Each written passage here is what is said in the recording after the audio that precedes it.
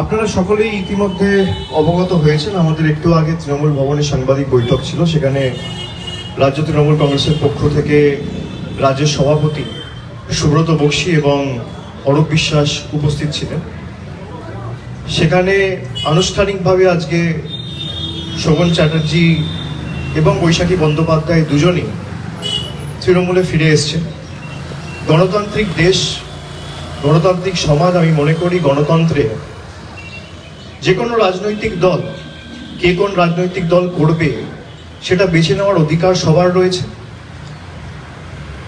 এবং মধ্যেখানে কয়েক বছর যদিও তিনি সক্রিয় রাজনীতিতে ছিলেন না, কিন্তু নিয়মিত দলনেত্রীর সাথে তার যোগাযোগ ছিল, আপনারাও দেখেছেন।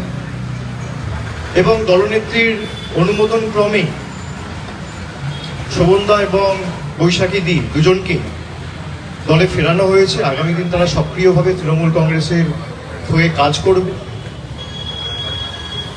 এবং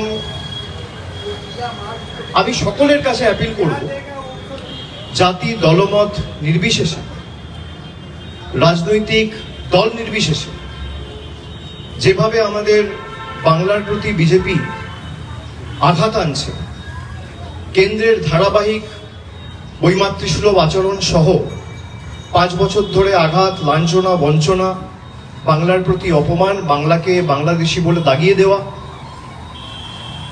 এই কেন্দ্রের বিরুদ্ধে আমাদের সকলকে ঐক্যবদ্ধ হয়ে লড়তে হবে। আমি প্রত্যেকটা বঙ্গবাসীর কাছে অনুরোধ করব যে আমরা সকলে মিলে বাংলার সমষ্টিগতভাবে লড়াই করে বাংলার জনগর্জনের ক্ষমতা কি সেটা আগামী নির্বাচনে বিজেপিকে বোঝাতে হবে। যারা বাংলার মানুষের ভোট নিয়ে বাংলাকে বাংলাদেশি বলে, তার বিরুদ্ধে লড়াইটা খালি তৃণমূলের নয়, সেই লড়াইটা আপামর জনসাধারণের 10 কোটি বঙ্গবাসী। আমাদের দলনেত্রী ইতিমধ্যেই গতকাল আপনারা জানেন তৃণমূলের সোশ্যাল হ্যান্ডেল থেকে পোস্ট হয়েছে, আগামীকাল মিছিল রয়েছে এবং এসআইআর এর বিরুদ্ধে তৃণমূল কংগ্রেসের সমস্ত স্তরের নেতা কর্মী, শুভানুধ্যায়ী সৈনিকদের আহ্বান জানানো হয়েছে। বিশেষ করে কলকাতা সহ যে পার্শ্ববর্তী 2-4টি জেলা রয়েছে, যেহেতু কাল থেকে ইনিউমারেশন ফর্ম ডিস্ট্রিবিউট হবে, বিভিন্ন জেলা থেকে লোকেদের আসতে বারণ করা হয়েছে। কাল থেকে বাড়ি বাড়ি গিয়ে বিএলওদের সাথে বিএলএ টুরা থাকবে, ইনিউমারেশন ফর্ম দেবে। শুধু কলকাতা এবং তার পার্শ্ববর্তী উত্তর 24 পরগনা, দক্ষিণ 24 পরগনা, হাওড়া, এই 2-3টি জেলা থেকে মূলত সবাইকে বলা হয়েছে। তার সাথে কলকাতার 144টা ওয়ার্ড রয়েছে।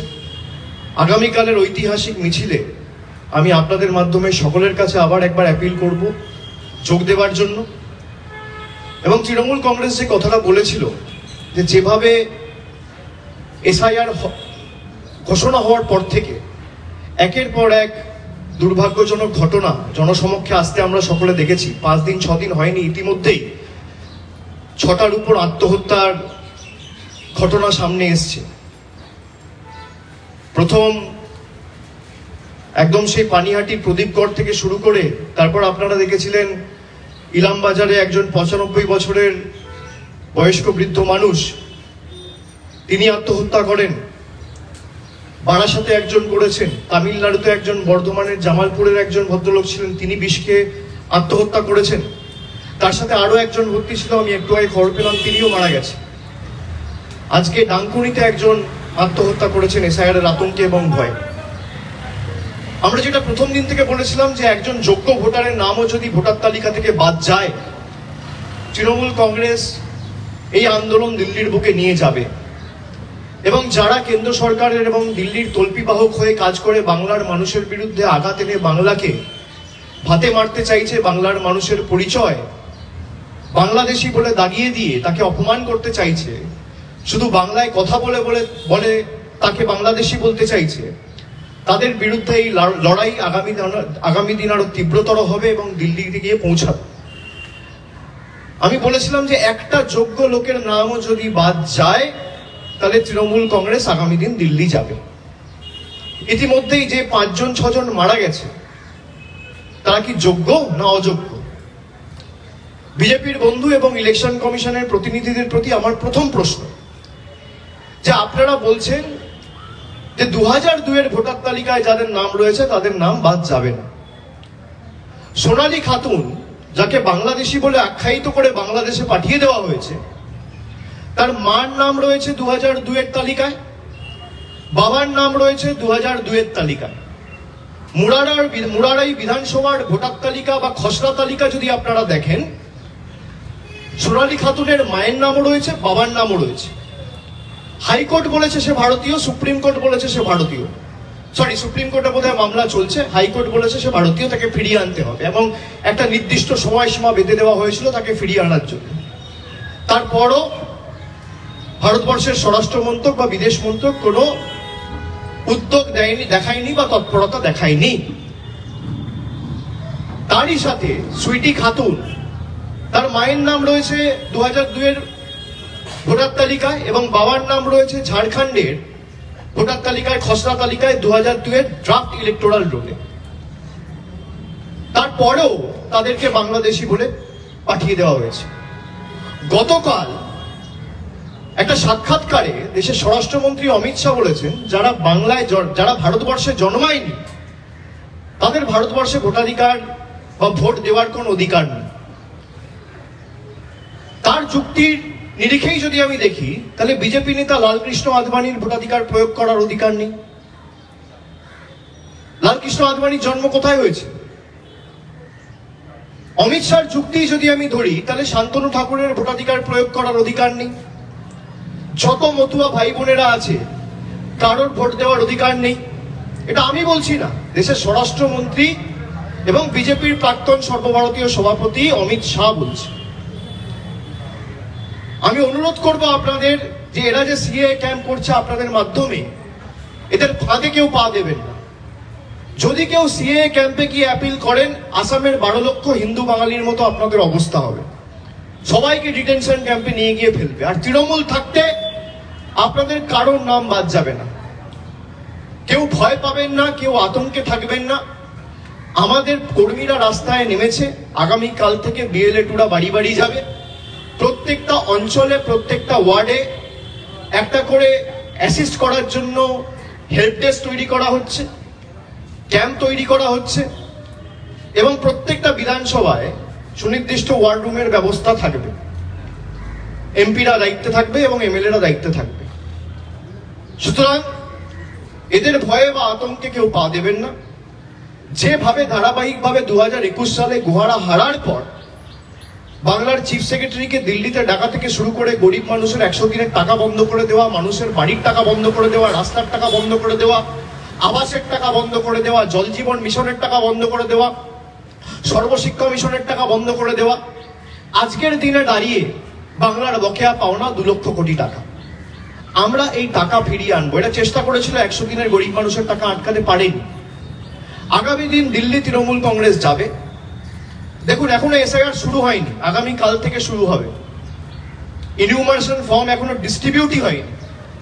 তার আগে 6 জন মারা গেছে 6 দিনে, আপনি দেখুন। এবং সবার প্রায় ভোটার তালিকায় নাম ছিল কারোর 95 বছর বয়স, কারোর 57 বছর বয়স, কারোর 28 বছর বয়স, কারোর 62 বছর বয়স। দিনহাটাও একজন ভদ্রলোক বিষ খেয়ে এখনো হাসপাতালে ভর্তি রয়েছে। আমরা তার সুস্থতা কামনা করি।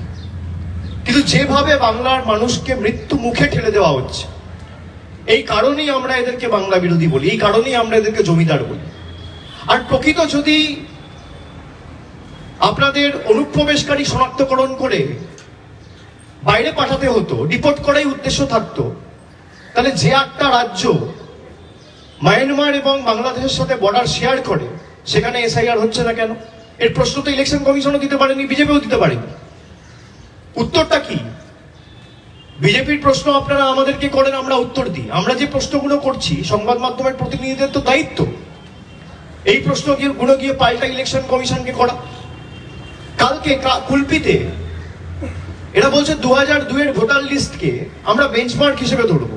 কুলপির ক্ষেত্রে 2002 এর ভোটার লিস্ট নেই। আপলোড যেটা করা হয়েছে সেটা 2003 এর রোল। আপনি কিভাবে এসআইআর করার কথা বলেন? এখানে ইলেকশন কমিশনই অপ্রস্তুত, যেখানে আপনি প্রস্তুত নয়। আপনি কত বিধানসভায় 2002 ড্রাফট এবং ডিজিটাইজড একটাও ইলেকট্রাল রোল পাবলিশ করতে পারেননি, সেখানে আপনি বলছেন 2002 ভোটার তালিকা বেঞ্চমার্ক। এর জবাব কে দেবে? তৃণমূল কংগ্রেস দেবে না আমাদের সরকার দেবে না ইলেকশন কমিশন দেবে না বিজেপি দেবে? এ দায় কার? ভারতবর্ষের স্বরাষ্ট্রমন্ত্রী ঠিক করবে? হঠাৎ করে ইচ্ছা হলো রাতারাতি ঘোষণা করে দিলাম আজ থেকে 500 টাকার নোট বন্ধ, 2000 টাকার নোট বন্ধ, 140 কোটি মানুষকে লাইনে দাঁড় করিয়ে দিয়েছে। 10 বছর পরে আবার সেই নভেম্বর মাসে, সেটা হয়েছিল 8ই নভেম্বর, এটা হচ্ছে 4ই নভেম্বর। 10 বছর পরে 400 থেকে 400 পারের নাড়া দিয়েছিল আর 240-এ নেমেছে। নোটবন্দি করে মানুষ এদের 303 থেকে 240-এ নেমেছে, আর এবার ভোটবন্দি করতে চেয়েছে মানুষ এটা 240 থেকে 100-তে নেওয়াবে। আর আমি তো চ্যালেঞ্জ করেছিলাম যেদিনকে এসআইআর এর কথা ঘোষণা করেছিল, পরের দিন সাংবাদিক বৈঠক করে বলেছিলাম যে বিজেপি আমার চ্যালেঞ্জ অ্যাকসেপ্ট করুক। আজকে 5 দিন হয়ে গেল, তো 120 ঘন্টা পার, বিজেপি অ্যাকসেপ্ট করছে না কেন? তারা তো বলছে যে অনুপ্রবেশকারী চলে গেলে তৃণমূল নাকি হেরে যাবে। তাই যদি হয় তাহলে আমার চ্যালেঞ্জ অ্যাকসেপ্ট করুক যে এসআইআর হওয়ার পরেও তৃণমূলের ভোটের শতাংশ বাড়বে আর আসনের সংখ্যা বাড়বে। আর যদি না বাড়ে আপনারা যা শাস্তি দেবেন আমি মাথা পেতে নেব, আর যদি বাড়ে তাহলে আমি কোনো শাস্তি দেবো না। কান ধরে বাংলার 10 কোটি মানুষের কাছে ক্ষমা চেয়ে বাংলার যে 2 লক্ষ কোটি টাকা আপনারা আটকে রেখেছেন সেটা 1 সপ্তাহের মধ্যে আপনাদের ছাড়তে হবে। চ্যালেঞ্জ অ্যাকসেপ্ট করুন, কত ধানে কত চাল বোঝা যাবে। এইটুকুই আমার বলার ছিল। তো আজকে আপনারা সবাই ছিলেন এই জয়নিং প্রক্রিয়ায়। আমি শোভনদা সহ বৈশাখী বন্দ্যোপাধ্যায় তাদের দুজনকেই আমি শুভেচ্ছা জানাচ্ছি। তৃণমূল কংগ্রেসের কর্মী হিসেবে, সৈনিক হিসেবে তারা কাজ করবে এবং আগামী দিন দল এবং মমতা বন্দ্যোপাধ্যায়ের হাত তারা শক্তিশালী করবে, আমার এই আশাই রইল। ঠিক আছে?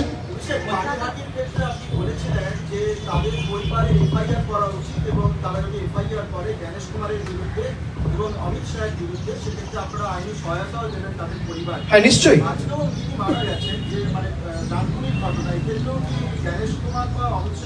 দেখুন, পার্টি তো এফআইআর করতে পারে না, একটা আইনি প্রক্রিয়া রয়েছে।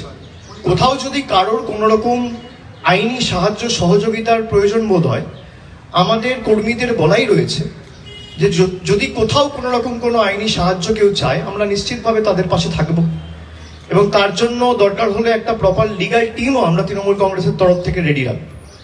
যেখানে আমরা খবর পেয়েছি আমরা সঙ্গে সঙ্গে গেছি, দাঁড়িয়েছি। এবার তার যদি মনে হয় যে আমি এফআইআর করেছি, তদন্ত কোথাও আটকে রয়েছে বা বিচার ব্যবস্থার কারণে কোথাও হয়তো তদন্ত থমকে গেছে, আমরা সেটা লিগালি টেক আপ করবো। আমাদের যতটুকু সামর্থ্য আমরা আইনি সহযোগিতা, সাহায্যের হাত বাড়িয়ে দেবো। কাল থেকে বিএলওরা বাড়ি বাড়িতে যাবেন। বিজেপি এই মুহূর্তেই বিএলওদের হুমকি দিচ্ছে। তিনি সরকারি কর্মচারী হতে পারেন, তার প্রতি আপনাদের আবেদন বা পরামর্শ কি থাকবে? মানে কিরকম ভাবে তিনি আগামীকাল থেকে কাজটা করা উচিত, মানে বিএলওদের কি কাজ করা উচিত বিএলওরা নিজেরা সবাই ভালো করে জানে। কিন্তু বিজেপি যে আতঙ্কের পরিবেশ তৈরি করছে, বিশেষ করে বিজেপির কিছু নেতা, তারা হুমকি দিচ্ছে যে বিএলওদের অ্যারেস্ট করা হবে। আমরা তার এগেনস্টে কমপ্লেনও করেছি। ইলেকশন কমিশন যদিও কোনো ব্যবস্থা নেয়নি, ইলেকশন কমিশনে তো গেরুয়াকরণ হয়ে গেছে। আমি সেই জন্যই ভারতের মানে দেশের জাতীয় নির্বাচন কমিশনকে বিজেপির সহচরী সংস্থা বলি। বিজেপির মানে ক্লোজ অ্যাসোসিয়েট, তারা বিজেপির কথায় অঙ্গুলি হেলনে চলে। তা না হলে আমরা যেই তথ্যগুলো দিচ্ছি তার কোনো সদুত্তর নেই, আমরা যে কমপ্লেনগুলো করছি তার বিরুদ্ধে কোনো ব্যবস্থা নেই। আর এসআইআর ঘোষণা হওয়ার পর বিজেপি নেতারা বলে দিচ্ছে এত নাম বাদ যাবে, এত বিএলওকে অ্যারেস্ট করা হবে, তার বিরুদ্ধে তো ব্যবস্থা নেওয়ার দায় দায়িত্ব ইলেকশন কমিশনের। যদি কারোর কোনো সাহায্য সহযোগিতার প্রয়োজন হয় আমি প্রত্যেকটা বিএলওর কাছে অ্যাপিল করব। আমাদের সব জায়গায় ক্যাম্প থাকবে, আপনাদের সাহায্য সহযোগিতা হলে প্রশাসনের সাথে যোগাযোগ করবেন। নির্বাচন কমিশনকে যেমন আপনারা জানাবেন, আপনারা প্রশাসনকেও জানাবেন, প্রশাসন আপনাদের পাশে দাঁড়াবে। ক্যাম্পের সংখ্যা গত কয়েকদিন ধরে বাড়ানো হচ্ছে, ছিল হচ্ছে ঠাকুরবাড়ির দিকে, নর্থ বেঙ্গলে নিয়ে চলে গেছে, আলিপুরদুয়ারেও করেছে। কোথাও মনে হচ্ছে যে কোচবিহার হেরে যাওয়ার পর রাজবংশী ভোটের যেহেতু ফ্যাক্টর আছে, তাই ওখানে এরকম ভাবে ক্যাম্প করে টানার চেষ্টা হচ্ছে। দেখুন, আপনারা কোচবিহারের ক্ষেত্রে বা উত্তরের যে জেলাগুলো রয়েছে, বিশেষ করে জলপাইগুড়ি, আলিপুরদুয়ার, কুচবিহার, আপনারা দেখেছেন যে আসামের কোনো এখতিয়ার বাংলায় নেই, সেই আসামের ফরেন ট্রাইব্যুনাল চিঠি দিয়ে বাংলার রাজবংশী মায়েদের ভাইয়েদের বলছে বাংলাদেশি। যারা জন্মের পর জন্ম, প্রজন্মের পর প্রজন্ম বাংলায় থেকেছে, রয়েছে, যাদের ঘর বাড়ি জমি সব বাংলায়, যাদের কোনো এখতিয়ার নেই, ম্যান্ডেট নেই এই মাটিতে, সেই আসামের ফরেন ট্রাইব্যুনাল চিঠি দিয়ে রাজবংশীদের বলছে বাংলাদেশি। আর সেই বিজেপি সেই আসামের সরকারকে শিক্ষা না দিয়ে তাকে পুরস্কৃত করছে তার রাজ্যে এসআইআর না করে। মানুষ দেখুক যে উত্তরের মানুষরা এক বুক আশা আকাঙ্ক্ষা নিয়ে বিজেপিকে ভোট দিয়েছিল, বিধানসভাও তারা বিজেপিকে ভোট দিয়েছে 21 সালে, 24-এও প্রায় ওই দুটো আসন জলপাইগুড়ি, আলিপুরদুয়ার বিজেপি জিতেছে। যাদেরকে ভোট দিয়ে নির্বাচিত করে দিল্লিতে পাঠিয়েছে দেশ চালানোর দায়িত্বে, তারাই বাংলার মানুষকে এবং সেই রাজবংশী মায়েদের ভাইদের বাংলাদেশি বলছে। তারা দেখুক, এবং বিপদে আপদে তাদের পাশে গিয়ে মমতা বন্দ্যোপাধ্যায় দাঁড়িয়েছে, তৃণমূল কংগ্রেসের কর্মীরা দাঁড়িয়েছে, বিজেপি নেতাদের ঠিকই খুঁজে পাওয়া যায়নি। আর যদি ক্যাম্প তাদের করতেই হতো, এই যে আপনি বলছেন এখন সিএর ক্যাম্পের সংখ্যা বাড়াচ্ছে, অমিত শাহ আন্ডারটেকিং দিক না, যারা ক্যাম্পে এসে অ্যাপিল করবে সবাইকে নাগরিকত্ব দেওয়া হবে এবং কোন রকম কোনো হেনস্থা কাউকে ফেস করতে হবে না, আন্ডারটেকিং দিক। যারা এই ক্যাম্প তো আসামে হয়েছিল, যারা ওই ক্যাম্পে নাম লিখিয়েছে তাদের সব নাগরিকত্ব গেছে। অমিত শাহ নিজে বলছে যারা এই দেশে জন্মায়নি তারা ভোট দিতে পারবেন, এটা আমি বলছি না, আপনাদের কানে শুনতে হবে না, আপনারা চোখে দেখুন। আমি বাংলার মানুষকে করজোর করে অ্যাপিল করছি, আবেদন জানাচ্ছি যে কানে না শুনে চোখে দেখুন। গতকাল একটা সাংবাদিক সম্মেলনে একটা সাক্ষাৎকারে দেশের স্বরাষ্ট্রমন্ত্রী বলছে যারা দেশে জন্মায়নি তারা দেশের ভোটাধিকার প্রয়োগ করার কোনো সুযোগ পাবে না। তার মানে ওপার বাংলা থেকে যারা এসছে তারা কেউ ভোটাধিকার প্রয়োগ করার সুযোগ পাবে না। কে বলছে? অমিত শাহ বলছে। তারপর বিজেপি সিএ ক্যাম্প খুলছে, ওদের নিজের এমএলএরাই তো প্রতিবাদ করেছে, সব বিভিন্ন গ্রুপ থেকে বেরিয়ে আসছে। আপনি আমায় প্রশ্ন করছেন কি? বিজেপির যারা মতুয়া সমাজের প্রতিনিধি, জনপ্রতিনিধি রয়েছে, পদাধিকারী রয়েছে, তারা বিজেপিকে বয়কট করছে, আর আপনি প্রশ্ন করছেন আমাকে? বিজেপি আগে তাদের কনভিন্স করুক না। শান্তনু ঠাকুর সুব্রত ঠাকুরকে কনভিন্স করতে পারছে না, সে মতুয়া সম্প্রদায়কে কনভিন্স করবে? এই প্রশ্নটা আমাকে না করে যারা বিজেপির পদাধিকারী এবং যারা জনপ্রতিনিধি, যারা বিজেপির এই সিদ্ধান্তের প্রতিবাদ জানিয়ে বেরিয়ে আসছে, আপনারা তাদেরকে করুন। सर, अगले 3 महीने SIR चलेगा, कल से शुरू होगा, but there is lack of clarity as far as BLO duties are concerned. एक मेजर चंक है जो टीचर्स है, तो अगले 3 महीने क्या शिक्षा व्यवस्था जो है अफेक्ट हो सकती है? मैंने जैसे पहले भी कहा कि कोई आलोचना, कोई इंटरैक्शन के बगैर, कोई डिस्कशन के बगैर इलेक्शन कमीशन ने एक SIR अनाउंस कर दिया। ये दिखाता है और दर्शाता है कि चुनाव आयोग अपना काम नहीं कर रहे, कहीं बीजेपी के थ्रू प्रेशराइज्ड हो रहे। आपको अगर SIR करना था, पिछला बार जब SIR हुआ था 2002 में, तो 2 साल लगा था। ये मैं फिर से कह रहा हूं सबके लिए कि पिछला बार जब SIR हुआ था, स्पेशल इंटेंसिव रिवीजन जिसको कहा जा रहा है, वो 2002 में हुआ था, उसके लिए 2 साल लगा। अब वही चुनाव आयोग 2 महीने में करना चाह रहे हैं। अब 2 साल का काम अगर आप 2 महीने में करना चाह रहे हैं, तो आपके पास कोई रेसिपी होगा या कोई जादू का छड़ी होगा जिसके बल पे आप ये काम कर रहे हो। मैं 4 दिन पहले जब आप सब लोगों से मिला तो मैं पूछा कि क्या जादू का छड़ी और क्या रेसिपी आपके पास है, कि भाई कोई क्लैरिटी नहीं है, और 2 साल पहले 2 साल जिस प्रक्रिया को लगता है वो आप 2 महीना में कर रहे हो, इसका क्या रेसिपी है? तो अभी तक वो बोल नहीं पाए। आप अनप्रिपेयर्ड हो। स्टेट गवर्नमेंट के साथ आपने कोई तरीके से डिस्कशन नहीं किया, बैठा नहीं, इनका सलाह नहीं लिया, कोई सलाह मशवरा के बगैर SIR अनाउंस कर दिया गया। और अगर आपका SIR करने का लक्ष्य और उद्देश्य घुसपैठिया को चुन के निकालना ही है, तो बांग्लादेश और म्यांमार के साथ 8 प्रदेश ऐसा है जो बॉर्डर शेयर कर रहे हैं। म्यांमार और बांग्लादेश के साथ नागालैंड बॉर्डर शेयर कर रहे हैं, मिजोरम बॉर्डर शेयर कर रहे हैं, मणिपुर बॉर्डर शेयर कर रहे हैं, उधर अरुणाचल ऊपर में है, मेघालय है, त्रिपुरा है, असम है और बंगाल है। बंगाल को छोड़ के बाकी जो 8 प्रदेश है, बंगाल को छोड़ के बाकी जो 8 प्रदेश है, वो 8 प्रदेश में एक भी प्रदेश में SIR नहीं हो रहा है, वो खाली बंगाल में ही कर रहे हैं। मुझे किसी पत्रकार ने बताया कि बीजेपी का एक नेता उनको बताया कि भाई हमारे यहाँ पे SIR करने की जरूरत नहीं है, क्योंकि हम तो कोई मेघालय से रोहिंग्या आता है या मणिपुर से आता है या मेघालय से कोई बांग्लादेशी आता है तो हम लोग पकड़ लेते हैं। भाई अगर नागालैंड या मिजोरम या मणिपुर या अरुणाचल से कोई रोहिंग्या आता है तो आप लोग पकड़ लेते हो, तो बंगाल में रोहिंग्या घुसेगा कैसे? जरा बताना मुझे। अगर रोहिंग्या आएगा, बंगाल म्यांमार के साथ बॉर्डर नहीं शेयर कर,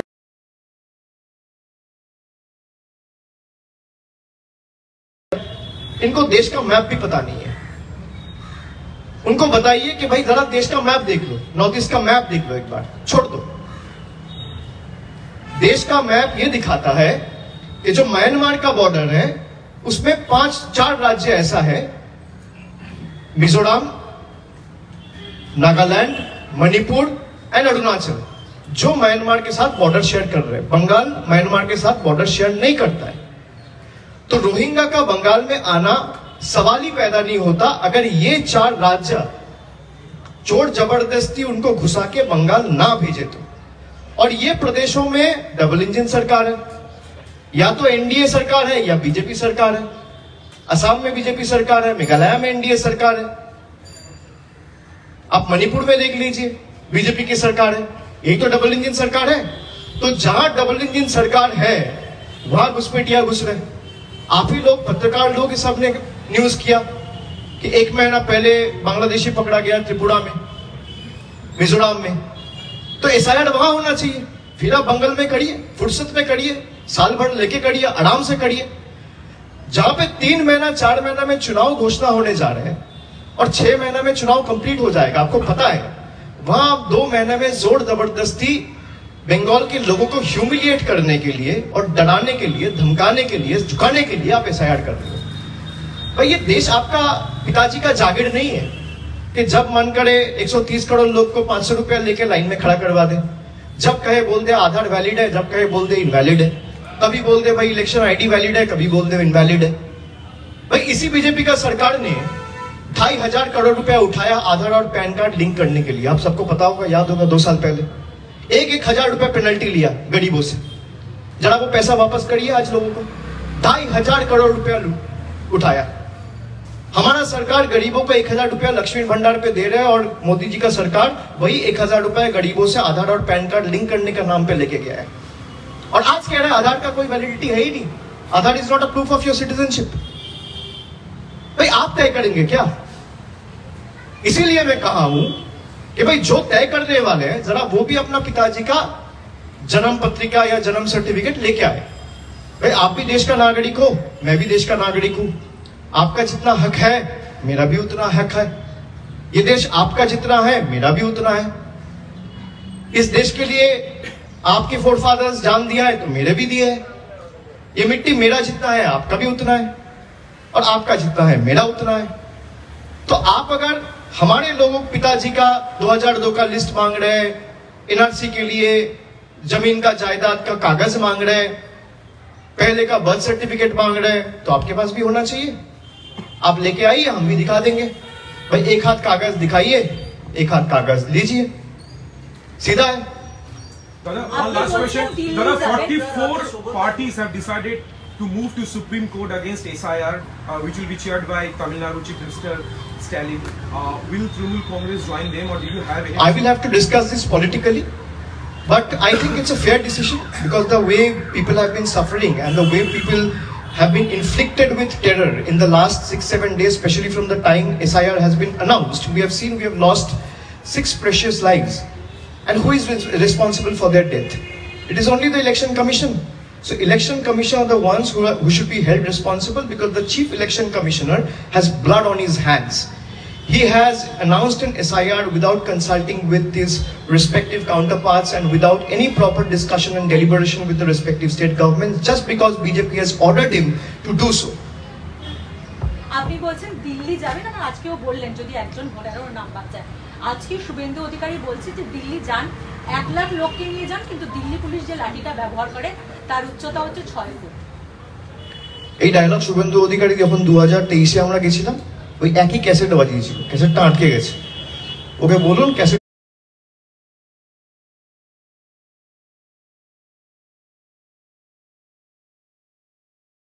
বলেছেন যে দল যে দায়িত্ব দেবে সেই দায়িত্ব তিনি পালন করতে প্রস্তুত। তা সর্বোচ্চ নেতৃত্ব বা আপনারা কি শোভনদাকে কোনো দায়িত্ব দিচ্ছেন?